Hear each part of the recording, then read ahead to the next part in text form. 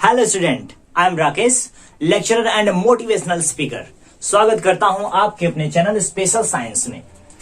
आज की टॉपिक में हम लोग पढ़ेंगे स्थायी ऊतक। इससे पहले हम लोगों ने अस्थायी ऊतक, उसी को विभज्योति ऊतक कहते हैं, उसके बारे में बेहतरीन ढंग से डिस्कशन किया है ना। उसके बारे में बहुत अच्छे से पढ़ाया है।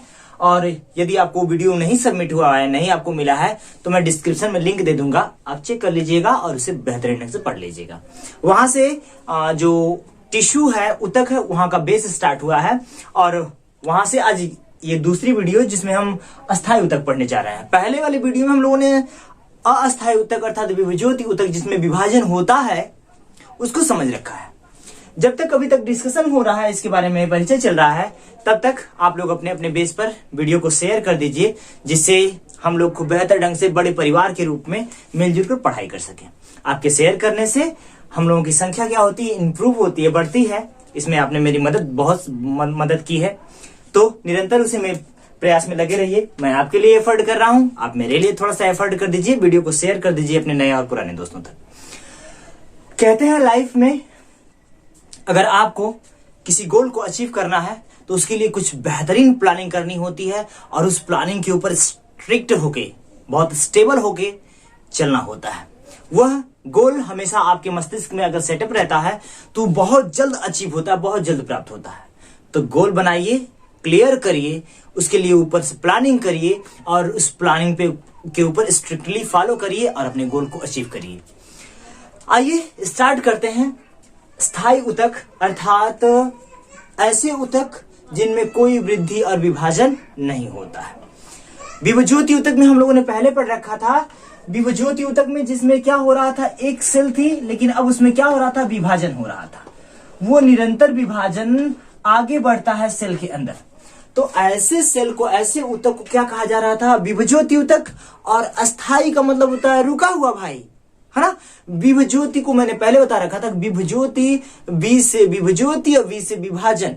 क्लियर है कि ऐसे ऊतक, ऐसे कोशिकाएं जिनमें क्या हो, विभाजन निरंतर होता हो, उसे कहते हैं विभज्योति ऊतक। लेकिन उसी के अपोजिट अस्थायी ऊतक था। अस्थायी ऊतक में क्या था बाबू, कि उसमें ऐसे ऊतक जिनकी समस्त कोशिकाएं एकदम रुक सी गई हों, अस्थायी हो गई हों, स्थिर हो गई हों, उनमें वृद्धि और विभाजन न होता हो। क्लियर है। अगर मैं आपको समझाने के लिए एक छोटा सा क्वेश्चन पुटअप कर दूं, यहीं पे प्लेस थोड़ा कम है तो मैं छोटा सा ही आपसे क्वेश्चन पूछूंगा। ये क्वेश्चन है, ऑलरेडी मैंने अपने स्टूडेंट्स लोगों से पूछ रखा है, आप भी बता लीजिए अगर आप सडनली देख रहे हैं तो। ये पूरा मैच्योर एक प्लांट है और इस प्लांट के कुछ मीटर पे आपको किल लगानी है, किल लेनी है और उसको माप करके, मान लीजिए 2 फुट के आसपास इसको माप करके क्या करना है, यहाँ किल चुभा देनी है, गाड़ देनी है उस प्लांट में। ये क्वेश्चन फॉर्म में है, आप समझिए इस बात को। अगर हम यहां इसको 2 मीटर माप कर, 2 फीट माप कर किल मार के 6 महीने बाद आते हैं, तो आप क्या देखते हैं कि इसकी जो दूरी होती है ये बढ़ जाती है कि घट जाती है कि उतना ही रहती है। तो आप सोच के कमेंट बॉक्स में कमेंट करके बताइएगा कि क्या होता है। हम लोग आगे डिस्कशन करते हैं। अस्थायी ऊतक के बारे में हम समझते हैं। तो ऐसी कोशिकाओं का समूह जो क्या हो, जिसमें वृद्धि और विभाजन बिल्कुल नहीं होता हो, अस्थायी हो गई हो, रुक गई हो। सबसे इंपॉर्टेंट थिंग्स क्या है, अस्थायी ऊतक जिसे हम कहते हैं परमानेंट टिश्यू, इनका निर्माण विभज्योति ऊतक से ही हुआ है। मैंने आपको पहले वीडियो में सबमिट कराया था बाबू कि हम जब पैदा हुए तो छोटे थे, लेकिन धीरे धीरे क्या होने लगी, हमारी लंबाई बढ़ने लगी, क्योंकि हमारे बॉडी के अंदर जो सेल थी उनमें लगातार डिवीजन होने लगा, तो हमारी वृद्धि होने लगी। लेकिन एक समय ऐसा आ गया कि हमारी वृद्धि क्या हो गई, आके रुक गई, अब उससे ऊपर वृद्धि नहीं होगी। तो क्या हमारे सेल में विभाजन नहीं हो रहा है, हो रहा है, लेकिन बहुत कम मात्रा में। उतनी ही सेल फॉर्मेट हो रहे हैं जितनी डाइस कर रही, मर जा रही हैं। तो इसीलिए हमारी वृद्धि और विभाजन रुक जाती है और उसमें से बहुत सारी कोशिकाएं अस्थायी हो जाती हैं जिनमें वृद्धि और विभाजन नहीं होता।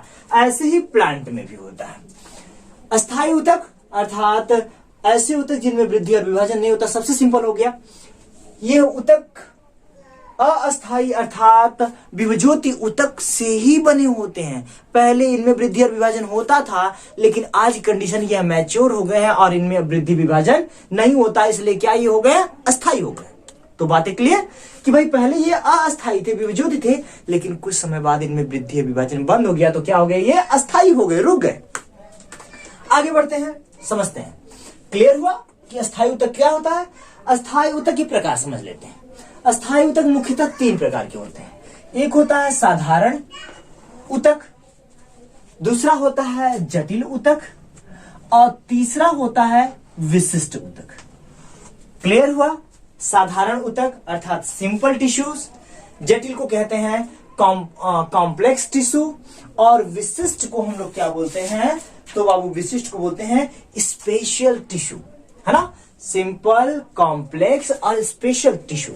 How many types of permanent tissue, तो 3 टाइप्स, 3 प्रकार के होते हैं परमानेंट ऊतक। एक होता है साधारण, एक जटिल और एक विशिष्ट। हम लोग आज के डिस्कशन में साधारण ऊतक को क्लियर कर लेते हैं। साधारण ऊतक क्या होते हैं। साधारण का मतलब भाई सिंपल, समान। तो इनकी जितनी भी कोशिकाएं होती बाबू, यहां मैंने हेडिंग में सबमिट करके रखा है, आप भी केयर कर लीजिएगा। इसलिए देखिए, इसको मैंने पहले से इसलिए पेन डाउन कर रखा है ताकि वीडियो बहुत ज्यादा लेंदी ना हो। छोटे टाइम में मैं आपको टॉनिक की तरह बहुत सारी चीजें बता सकूं। अगर मैं 1 बाय 1 स्टेप बाय स्टेप लिखता तो वीडियो आधे घंटे की, पौने घंटे की हो जाती और इतना बेहतर ढंग से, सुंदर ढंग से मैं लिख नहीं पाता, है ना। तो उसमें जल्दी जल्दी बताना होता है, इसलिए मैंने पहले से पेन डाउन कर रखा है ताकि आपका टाइम बच सके और बेहतरीन ढंग से आप पढ़ाई कर सके।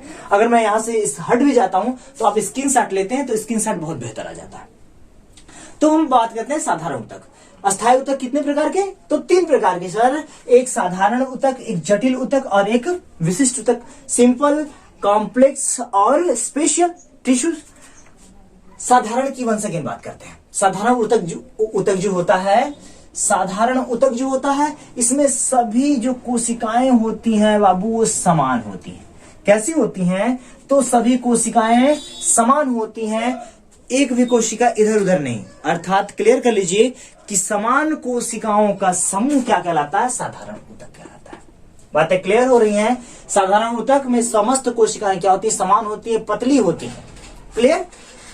अगर हम साधारण ऊतक के टाइप्स की बात करें, मैंने बहुत शॉर्ट वे में आपको समझाया कि साधारण ऊतक क्या होता है और उसके टाइप्स के बारे में थोड़ा सा अगर डिस्कशन करें तो टाइप्स इसके 3 प्रकार के होते हैं। क्लियर करके रखिएगा। पहला जो है बाबू वह मृदुल ऊतक। अगर आप मृदुल ऊतक, यहां पे केवल मृदुल ऊतक लिखा गया है, अगर आप इसको सेंटेंस में बड़ा करना चाहते हैं तो लिख सकते हैं आराम से, मृदुल ऊतक। क्लियर। और इंग्लिश में से कहते हैं पैरेन्काइमा। आप पढ़े होंगे जरूर इसको, अगर ऊतक आपने कभी पढ़ा होगा तो, या तो कभी पढ़ेंगे तो किसी टीचर से, आपके सर द्वारा आपको पढ़ाया जाएगा। बाबू पहले से क्लियर कर लीजिए कि साधारण ऊतक मुख्यतः 3 प्रकार के। पहले तो अस्थायी ऊतक कितने प्रकार के, 3 प्रकार के। अब साधारण ऊतक उसमें से 3 प्रकार के। पहला मृदुल ऊतक, दूसरा स्थूल कोणीय ऊतक और तीसरा दृढ़ ऊतक। तो मृदुल का मतलब क्या होता है बाबू, कोमल, सॉफ्ट, है ना। लोग कहते हैं ना इनकी आवाज बड़ी मृदुल है, कोमल है, अच्छा बोलते हैं, है ना। तो मृदुल ऊतक का मतलब होता है, इंग्लिश में से कहते हैं पैरेन्काइमा। पैरेन्काइमा की जितनी कोशिकाएं होती हैं बाबू, वो कोशिकाएं क्या होती हैं, पतली होती हैं, थिन होती हैं और संरचना में गोल, अंडाकार, कई प्रकार की होती हैं। तो क्लियर करके रखिए कि संरचना होती है, गोल होती है, अंडाकार होती है, थिन होती है, पतली होती है। कार्य समझते हैं तो कार्य क्या होता है, खाद्य पदार्थों को, कौन से पदार्थों को भैया, खाद्य पदार्थों को प्रोटीन्स में, वसा में और मंड के रूप में संचित करती हैं। संचित करने का मतलब स्टोर करती हैं। कहां पे, प्लांट के अंदर, पौधों के अंदर। कौन करता है, मृदुल ऊतक। नाम तो मृदुल है, कोमल ही कोमल, लेकिन कर क्या रही हैं कि भोज्य पदार्थों को किसके रूप में, प्रोटीन्स के रूप में, मंड के रूप में, जिसे हम स्टार्च इंग्लिश में बोलते हैं, स्टार्च के रूप में, इसके अलावा वसा के रूप में पौधों के बॉडी के अंदर स्टोर कर लेती हैं। दूसरा काम बताइए, तो बाबू मृदुल ऊतक का दूसरा काम होता है, यह जल का संग्रह करती है। संग्रह का मतलब क्या होता है, स्टोर। संचित मतलब भी स्टोर करना, एकत्रित कर लेना। संचित मतलब एकत्रित करना, संग्रह का मतलब स्टोर कर लेना। अपने अंदर क्या करती हैं, स्टोर कर लेती हैं। क्या, जल का संग्रह करती हैं और खाद्य पदार्थों में, खाद्य पदार्थों को वसा, प्रोटीन और मंड के रूप में स्टोर कर लेती हैं। आगे बढ़ते हैं। तीसरा कार्य, कभी कभी इनमें विभाजन की क्षमता आ जाती है। एक अजीब सा, देखिए क्योंकि अस्थायी ऊतक के का पहला टाइप्स है, तो इस अस्थायी ऊतक की कुछ कोशिकाओं में विभाजन की क्षमता आ जाती है। तो इसमें लिखा है कभी कभी इन कोशिकाओं में विभाजन की क्षमता आ जाती है, जिससे यह द्वितीयक वृद्धि, इस बात को बिल्कुल ध्यान रखिएगा, द्वितीयक वृद्धि और घाव भरने में सहायक होती हैं, सक्षम होती हैं। क्लियर? कभी कभी आप कभी देखते हैं पौधों को इंसान द्वारा और दूसरे एनिमल्स के द्वारा चोट लग जाती है, उसकी स्किन डैमेज हो जाती है, तो ये जो ऊतक होते हैं मृदुल ऊतक बाबू, ये उसकी द्वितीयक वृद्धि, वहां पे विभाजन स्टार्ट करते हैं और उस घाव को भरने में मदद करते हैं। तो कौन मदद करता है? मृदुल ऊतक। बातें क्लियर हो रही है? दूसरा है स्थूलकोणीय ऊतक, इसे हम कहते हैं कोलेनकाइमा। पहला क्या था? Parenchyma, collenchyma, sclerenchyma. बड़ा अजीब सा नाम है, बहुत आसानी से याद हो जाता है। Parenchyma, collenchyma, sclerenchyma. मृदुल ऊतक, स्थूलकोणीय ऊतक और दृढ़ ऊतक। स्थूलकोणीय ऊतक के बारे में समझते हैं।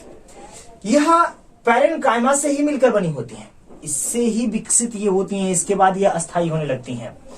पैरेनकाइमा से ही, अर्थात मृदुल ऊतक से ही बनी होती हैं। उससे क्या होती हैं? लंबी होती हैं और ये कोशिकाएं जीवित होती हैं। क्लियर रखिएगा कि कुछ कोशिकाएं अस्थायी ऊतक में मरी हुई होती हैं, लेकिन स्थूलकोणीय ऊतक की जो कोशिकाएं होती हैं वो क्या होती हैं? जीवित होती हैं। अगर पेन कॉपी लिए होंगे तो लिख लीजिएगा, इतनी शार्ट में इतने बेहतर ढंग से आपको क्लास में नहीं बताया जाएगा, ना कोचिंग में। आपको कोचिंग और क्लास में खूब लंबा लंबा लेक्चर दे दिया जाएगा और सब लिखा दिया जाएगा 1.5 पेज का। इतनी छोटी छोटी पॉइंट ये मस्ट इंपॉर्टेंट है, जो आपके बेस को स्टेबल बनाती है, मजबूत बनाती है, आपके कॉन्फिडेंस को बूस्ट करती, बढ़ाती हैं।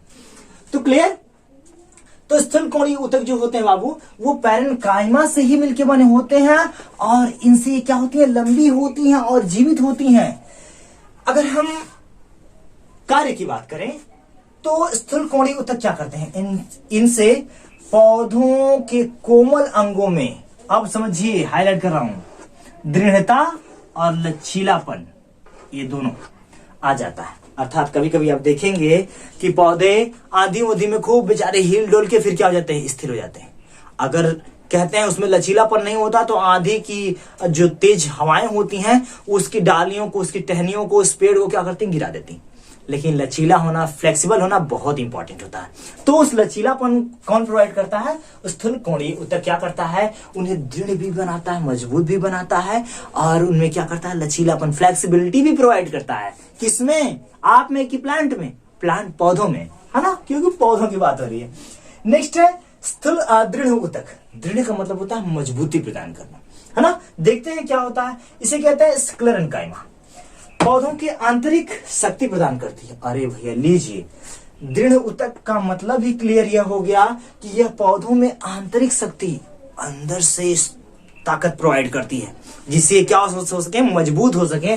अर्थात यह पौधों में आंतरिक शक्ति प्रदान करती है, जिससे वह विभिन्न प्रकार के दाब और खिंचाव को आसानी से क्या कर सके? सहन कर सके। आई होप कि इतनी चीजें बहुत बेहतर ढंग से क्लियर हुई होंगी। तो वीडियो को ज्यादा लंबा ना करते हुए हम यहीं पे इसको स्टॉप करते हैं। नेक्स्ट वीडियो में जटिल ऊतक अर्थात जाइलम और फ्लोएम के बारे में खूब अच्छे से डिस्कशन करेंगे। ये वीडियो शार्ट इसीलिए किया जा रहा है ताकि आप मुस्कुराते हुए, हंसते हुए आसानी से इसको पढ़ सके, है ना। तो आज की वीडियो में इतना ही। अगले वीडियो में हम लोग अस्थायी ऊतक के बारे में, जटिल ऊतक के बारे में हम लोग डिस्कशन करेंगे, जिसमें जाइलम और फ्लोएम मोस्ट इंपॉर्टेंट टॉपिक होगा। आई होप कि आप बेसब्री से जाइलम और फ्लोएम के बारे में पढ़ने के लिए तैयार होंगे। मेरे वीडियो को देखने के लिए, अपने दोस्तों तक शेयर करने के लिए आपको बहुत बहुत thank you. Thank you so much. आपकी लाइफ के लिए, आपके गोल के लिए आपको बेस्ट ऑफ लक। खूब मेहनत करिए और अपने मम्मी पापा का और अपना नाम रोशन करिए।